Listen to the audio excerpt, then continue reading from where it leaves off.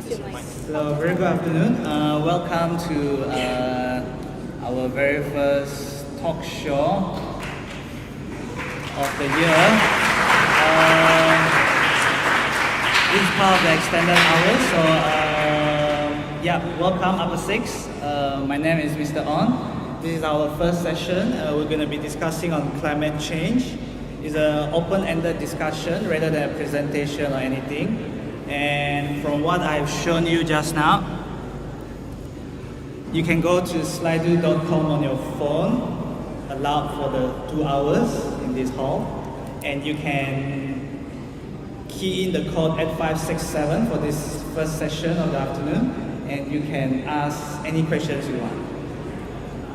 The questions might be displayed here, but for the duration of the talk show, I'll monitor another laptop, so I'll see your questions as it comes in, and I'll post it to our students here, as those questions might get answered along the way.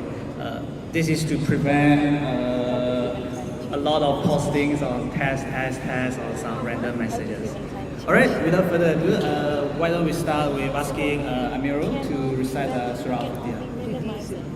Yes, Al-Fatiha. أعوذ بالله من الشيطان الرجيم بسم الله الرحمن الرحيم الحمد لله رب العالمين الرحمن الرحيم مالك يوم الدين إياك نعبد وإياك نستعين اهدنا الصراط المستقيم صراط الذين أنعمت عليهم غير المغضوب عليهم ولا الضالين آمين.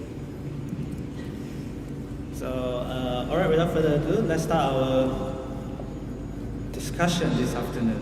On my left, we have Wafa Wajiha, and then Maimuna.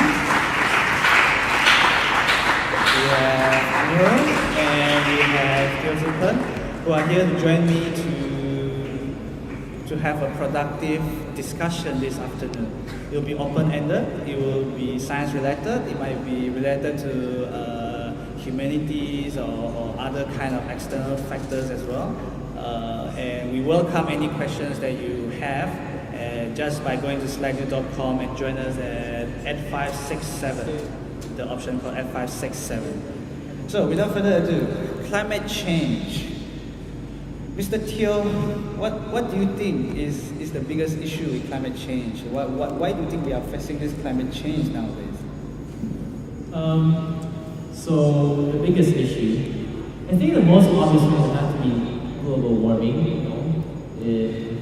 Everyone's been talking about it, but no one's been doing anything about it.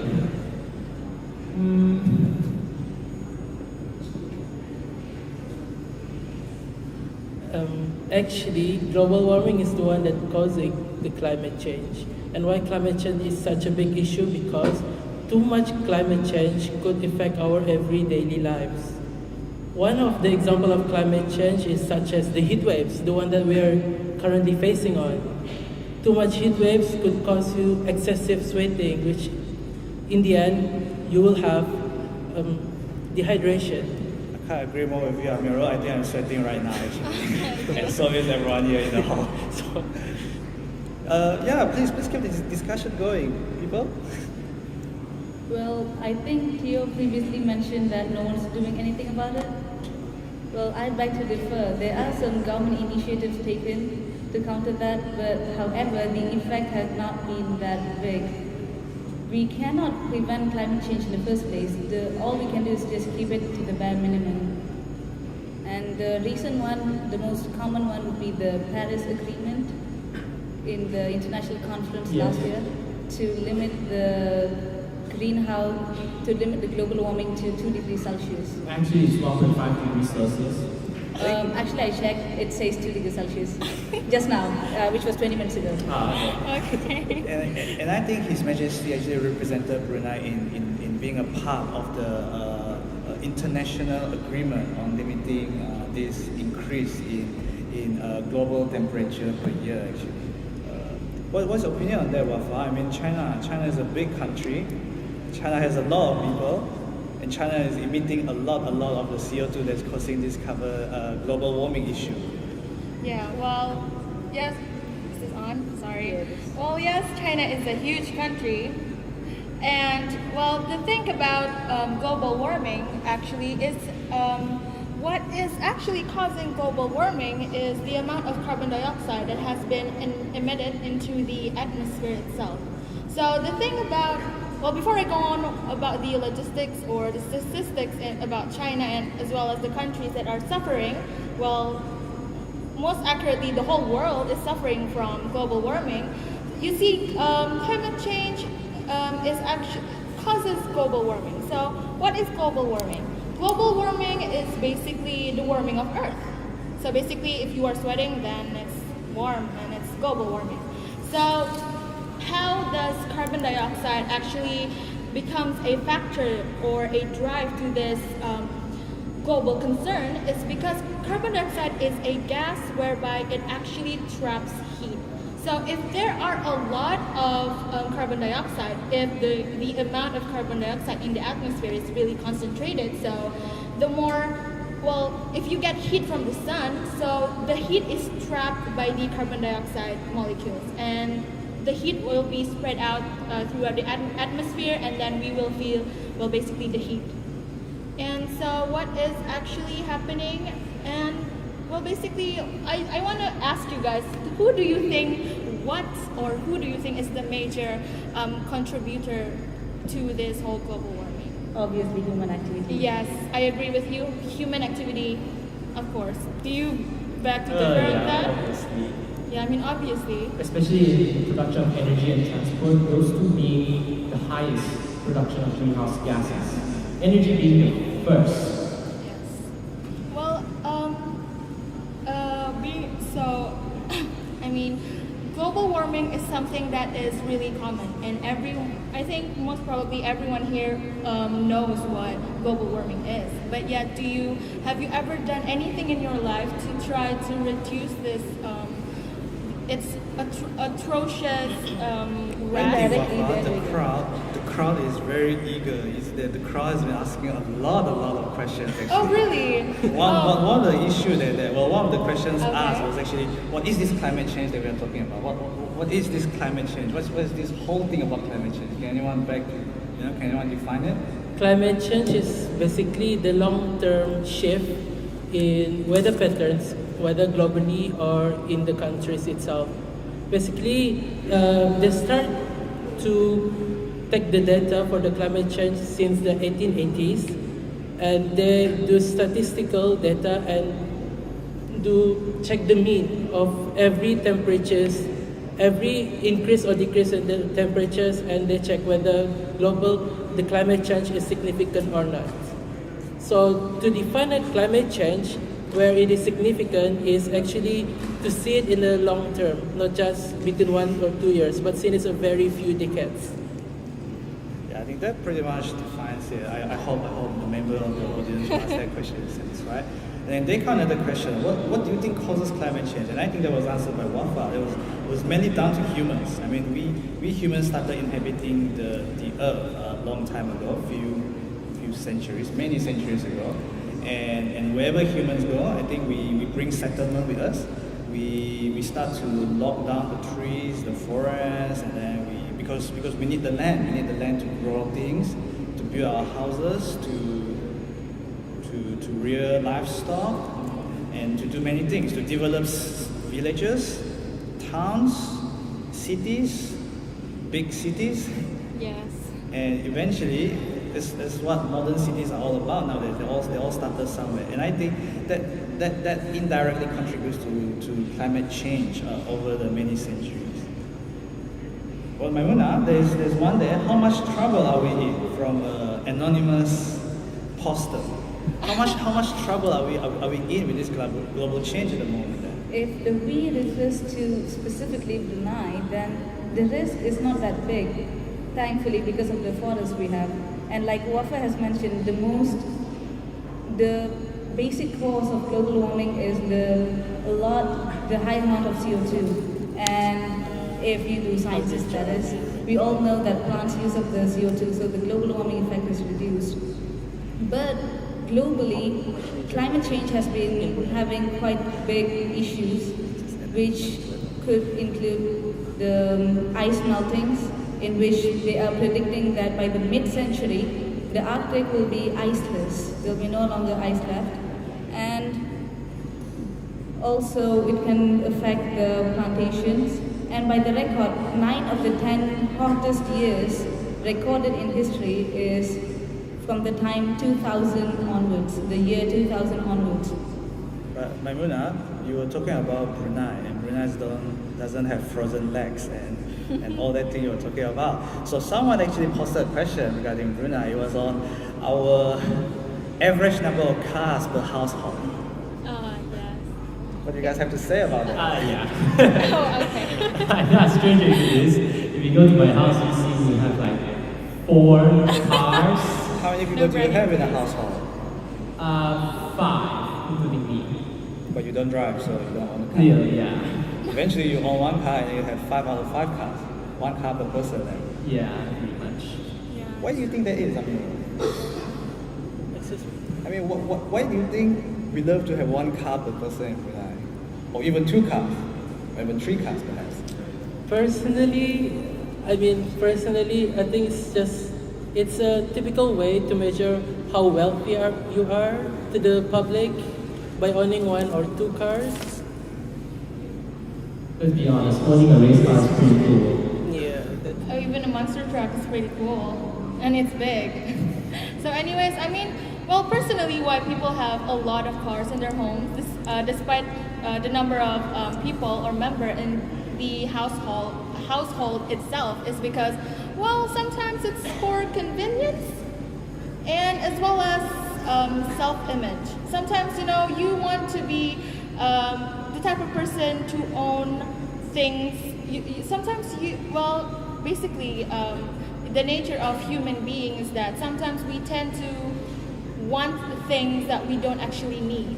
And that is actually the major problems, especially in Brunei, because everywhere you go, if for example you go to, I don't know, KL or Malaysia or anyone who is not a Bruneian, they would, sometimes ask you, do Bruneians actually have, a lot of cars? And that is like one of the questions they ask first about us, and that is, we thought that it's a good image for the people around the world, but actually it's not. It just, it has this, what do you call this? It portrays a somewhat bad image of our country. It means that since we have a lot of, access to resources, and we are given this wealthness in life, just because we have that, we cannot exploit them, and that is actually a pretty bad image for our country. Okay, anyway, about climate change. We are talking about cars here. Everybody loves cars. Maybe the women just doesn't, but yeah. So anyways, climate change is basically, the climate is changing. Yeah, sometimes there is in a day where you think it's about to rain, but then the sun is up, and then it rains after that. So the climate change, the whole theory of climate change is that the climate itself is unexpectable. It's unpredictable sometimes. Wafa, someone just asked us to compare the size of Malaysia and Brunei. Malaysia has a lot of people, millions, more so than us. Of course, they have more cars than us. Yeah. Do Malaysians own more car per person than average Bruneian? Well, basically, if you... Do you know about this? Well, I don't really know, but the thing is, it has to do with the amount of money you actually earn per month. And in Brunei, our salary, our revenue is mostly Relatively higher. Yes, it's mostly from oil and gas.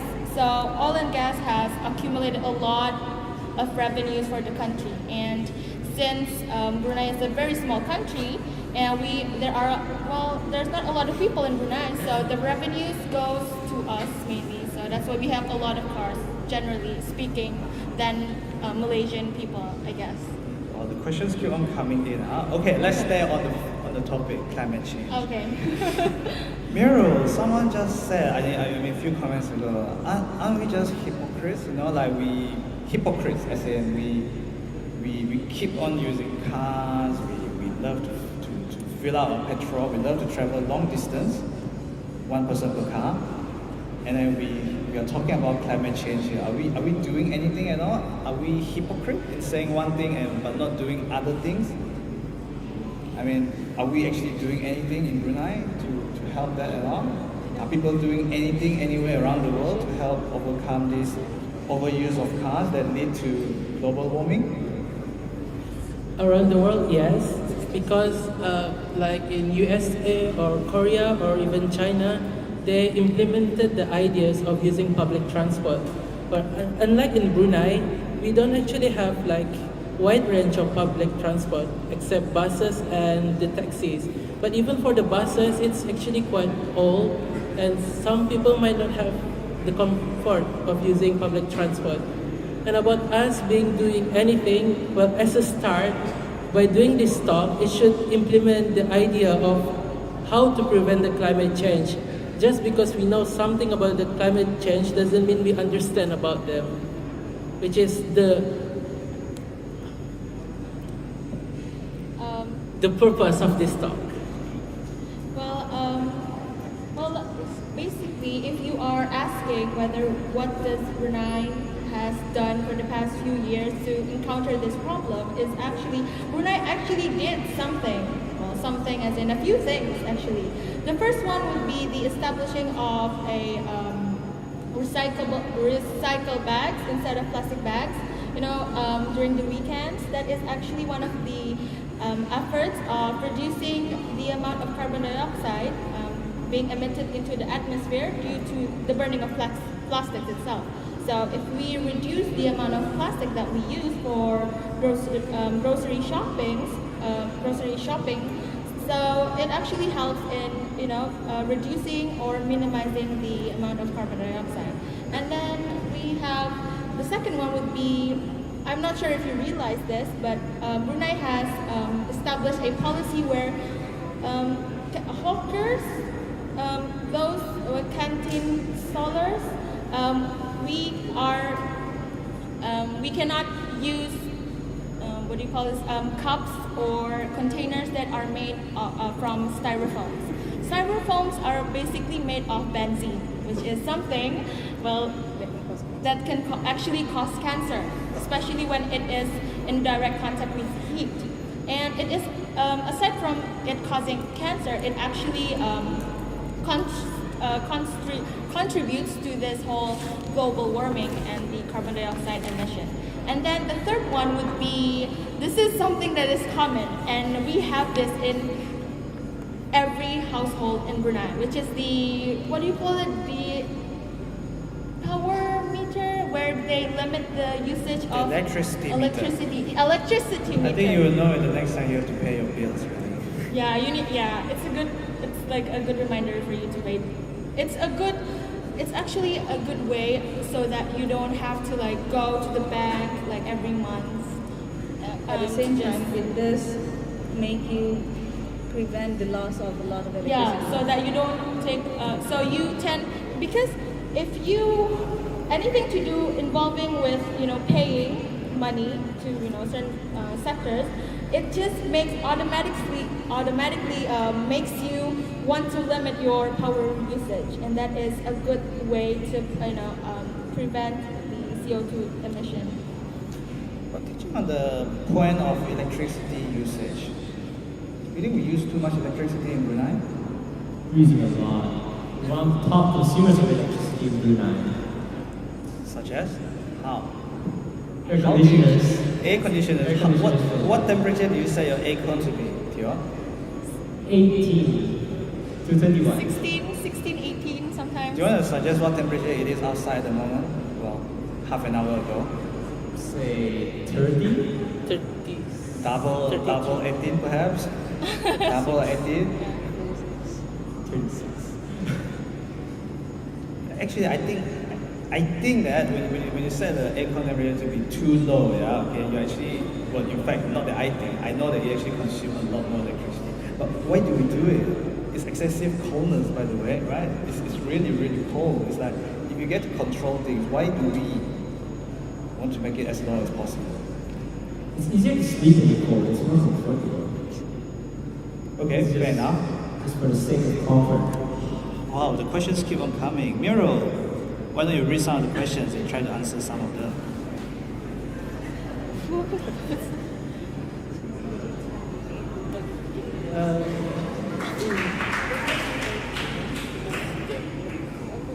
Will renewable sources of energy ever be reliable to power our future?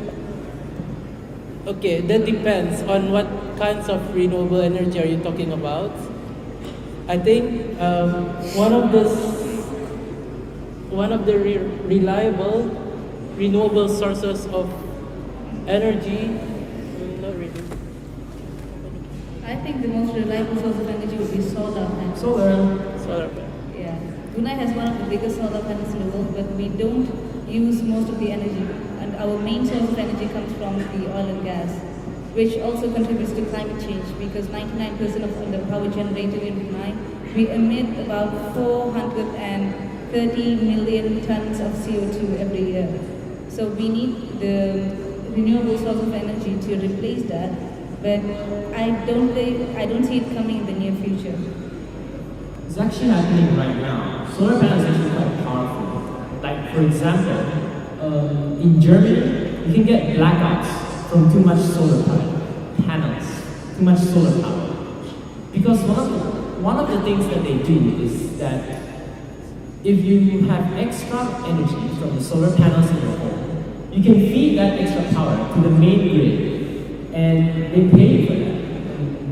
Sometimes, in some of the hotter days in Germany, too much power is fed into the grid in such a way you get blackouts from solar panels. So that's one of I the think that is called a power grid, where I think Brunei might implement that in the future. A modern city, a smart city, will be adopting ideas about power grid, where you can collect energy from solar power when you are when there's sunlight, you can collect energy from the sun. And then what actually happens is that if you're not at home, then the energy is conserved and it can be given back to the power grid, and that will help. It's essentially you are selling back energy to be used in other households, so that will help to reduce the amount you have to pay at the end of the month as well. And I think that's the beauty of the power grid, and it's just a matter of time before we actually have it in Brunei, I suppose. And someone just said, aren't we talking about Brunei? Yes, we are talking about Brunei, but we are also talking about general climate change in general. Speaking of Brunei, Wafa was mentioning about burning plastic bags, burning stuff, open burning. We've seen a lot of open burning recently, not just recently, I think throughout the year. Throughout the years, you see a lot of open burning in Brunei. Is that necessary? Is that one of those things you see usually, Amira?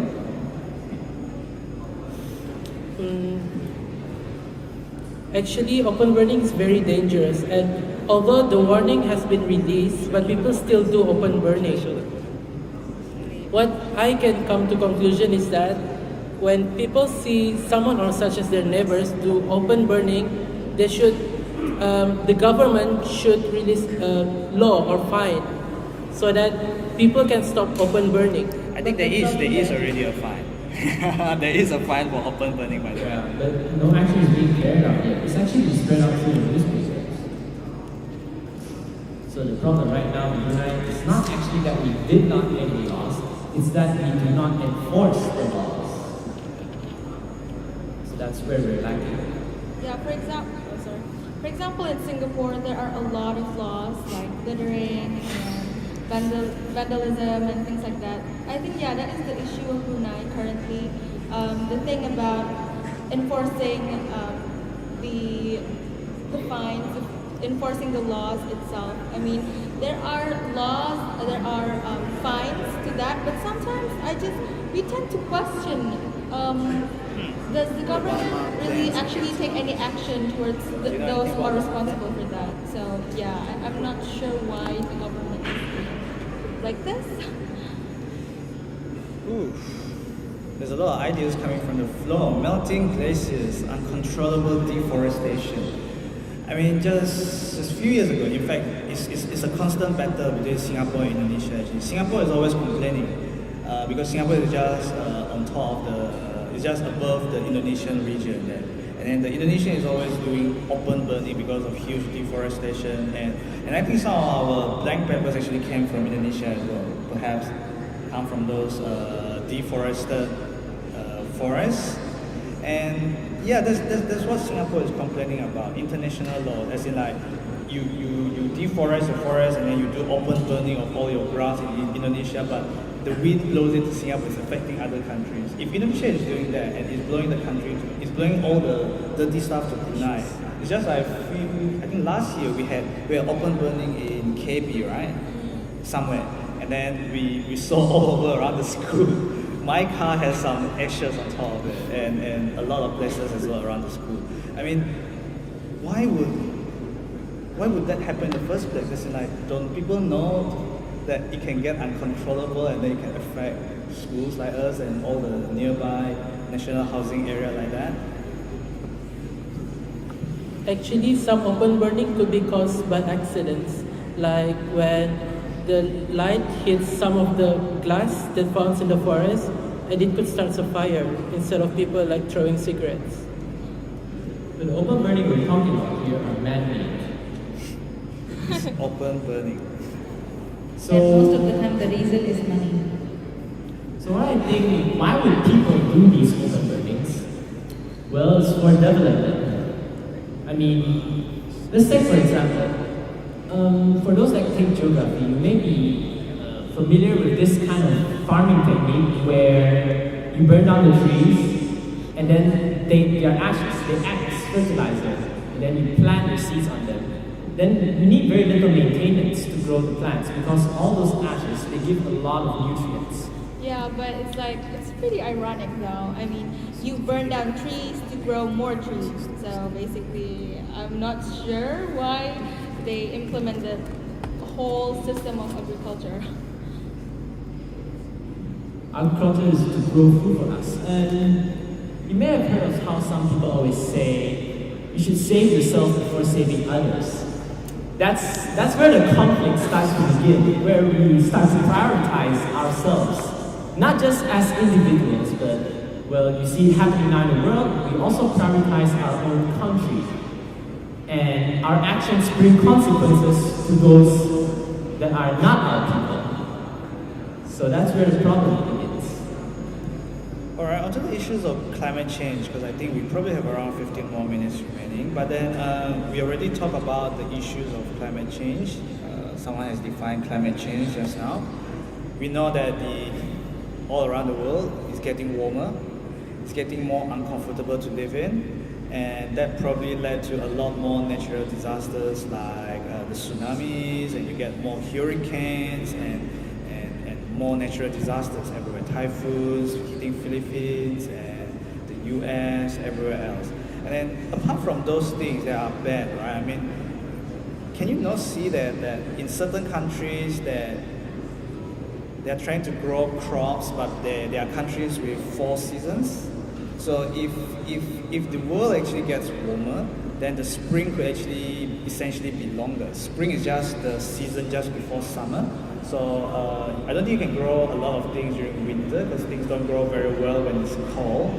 But yeah, we'll focus on global issues first. We'll focus like in seasonal countries where I'm just thinking that in seasonal countries, if the spring is a bit longer, wouldn't it be beneficial to the farmers who can grow crops over a longer time, and then you get more output, you can export to more countries. Essentially, you're producing more food.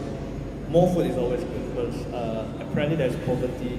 Well, it's not apparently, it's definitely there's poverty all over the world. What's your opinion on that, Magda? Even though we can grow more food and like you mentioned to counter the poverty, it's not necessarily something that will definitely happen because in order to feed them, we need to transport all those foods there in the first place. Also, you just mentioned that winter will get shorter. So overall, the earth will heat up, and even too high of a temperature is not suitable for crops either. You need to have the ideal temperature. So when the summer gets longer, the temperature can be too high to grow plants, and it may not be ideal enough. Let's go back to the longer duration of spring. We have to focus on the issue here. What's happening is we're increasing the global temperature so that spring can be longer. But something else is happening. The polar ice caps, the glaciers, they're melting. So if spring is longer, the sea levels are also rising. So even though we have more time to grow crops, we have less land to grow them. So we'll also have to consider that. And in my opinion, I don't think it's good because we're sacrificing our earth for just temporary food growing. We can have a look at the questions. There has been a lot of likes for how serious climate change in Brunei. There are 9 likes there, you can see that. Apparently, I don't think anyone has answered that so far. Well, Mira, how serious is the climate change in Brunei? To measure the seriousness of climate change in Brunei is actually to see the effects itself. Recently in Brunei, we have like the droughts, the flash floods, the heat waves. Those are very serious effects of climate change. Too much of that means that Brunei is suffering from climate change. It is very serious. People could die during flash floods. The heat waves could actually harm someone. So those effects is actually saying that climate change in Brunei is significant right now. Just to add on, another way to tell that Brunei is suffering from climate change is the air temperature. What Salman said mentioned earlier, it's 36 degrees out there. That's quite hot. And basically, when it's hot outside, you don't just sweat, but it limits the amount of outdoor activities that we can, actually lay out, during the festive months or seasons. Well, we don't have seasons, but yeah, it limits out the amount of activities that we can, plan out outside. So that's technically not really good for our health. Plus, it's actually, it's a fact that exposing yourself to, the sun is actually a good source of vitamin D. So imagine if it gets too hot outside, then you won't go outside, and we won't get the amount of the healthy amount of vitamin D that we need in our lives, basically. Do you have anything to add, Maimuna? I'm not quite sure because the climate change effects, like Meryl has mentioned, the heat waves, those are the things that we can directly feel. The others, they are subtle. So basically, there are questions which ask, how can we prevent this global warming? How can we help in minimizing the amount of carbon dioxide in the atmosphere? How can we actually help our Earth? Well, there are things that we should consider. For example, as Theo mentioned, the air conditioning. So people in the past, like those who live, old folks who live in villages, and as well as nowadays, those who live in Korea, in the village area, they have this special technique. It's a natural way of ventilation, so you don't have to use air conditioning because you get the cooling effect from sea breeze or the natural breeze on the hillside area, and that is a good thing that we should consider. And for example, if we are planning to build our future homes, we should consider all those facts. But I think that is only if we have hilly areas or we are next to the sea, which has sea breeze, as you said. You mentioned about the sea breeze and breezing to have natural ventilation systems. Can you get that in PTET? Oh yeah, in PTET now. Sorry to say we don't have any sea nearby. But those who live maybe in the mountainside. But in Brunei, it's hard because we don't have any mountains in Brunei. Yes, we have do. hills. But we have hills. Yeah, We have hills, not mountains. The thing that you can do as well is please crank down the temperature of your air conditioning. We're gonna send That is a good step in trying to help our Earth as well. And then this is one of the factors that many people know, many people notice, many people acknowledge, but we tend to ignore it because for us it feels it's not really that convenient, which is transportation. You know, public transportation, just for example, cars and trucks. Well, we don't usually ride trucks. Buses, taxis. Those are, agents of carbon dioxide as well as carbon monoxide. So if we reduce the amount of transportation that we use, then it actually helps. We can actually help our. But Wafa, just ask you said transportation is what creates global warming, right? It does. Well, it's it a leads. major, it leads. It leads It doesn't to global create. warming. It contributes to it. Yeah. So, what should we do to reduce it? I mean, we could try public transport, but that still Yeah. contributes to global warming, Well, right? the thing about global warming is that you cannot fully stop it. You can only reduce and minimize it.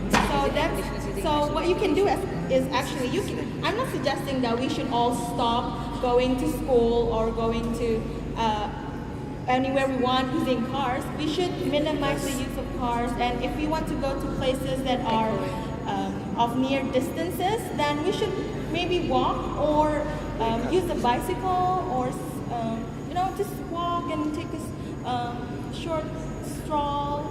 I'm sorry, Wafa. I think our time is probably nearly up actually, but then there are a few more questions actually, a few more funny questions, Okay. which I don't know. I don't know. Does Miro have anything to say about polar bears and I mean about polar bears? What will happen to them if can they swim? Can polar bears swim? Well, they can swim. They can swim to catch food, but they cannot constantly swimming to But not catch. for a long time. Yeah, not for a long time. Not for long distance. So eventually, although the fur is very thick, but too much swimming, the fur will go cryogenification, when it will freeze up eventually. Anyway, on to another question. Probably one of the final questions to be answered. Will renewable sources of energy ever be reliable to power our future? Basically, can we have sustainable renewable resources? What are your opinions, Dio and Maimuna? You have been a bit quiet this afternoon. I strongly believe that renewable sources of energy will be reliable. But at the moment, our solar power is still quite young in development, but many innovations are undergoing and are taking place right now. For example, there's something called the Silicon 2.0, which is in general improvement to solar panels, and I believe innovations like that can really make solar power become the reliable, renewable energy source with no greenhouse gases emitted. Although you may be questioning, if you make the solar panels, wouldn't that contribute to greenhouse gases? Well, the answer is yes, but in the long term, we would have lesser greenhouse gases emitted than the greenhouse gases used to make them. Yeah, it's probably the same issue with electric car as well. Like, I mean, we said electric car is clean, electric car is good, clean energy, but then in order to make electric cars, you have to make the batteries. With the usage, then it's considered clean, but in order to power them, you need electricity in the first place. And to make that electricity, it's not quite clean anymore. So it's all about a balance between the input and the output. And if you can reduce the amount of electricity to generate the energy to power your vehicles, and we can reduce the emission of all that CO2 to the atmosphere, I think every little bit counts. I think that's our message here really. I mean, none of us can stop it from getting warmer year after year. I think, in my opinion, in my professional opinion, I think it will just get warmer and warmer. But hopefully with all the international pact that Obama signed with the international leaders last year, including HM himself, I think there was a follow-up to the Kyoto Protocol many years ago. So last year, the international agreement on maintaining the increase in global temperature, that's probably the new kind of standard that we're going to be referring to in the next decade or so. And I'm afraid I think that's all the time we have for this session. I hope you have found this session fruitful.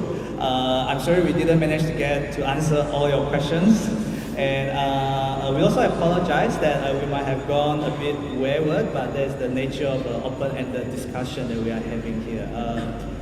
We do hope that for those of you who we have tackled your questions, not necessarily answered completely, but we hope that it might have educated you to some extent about the climate change that we are facing nowadays. Thank you very much. Thank you.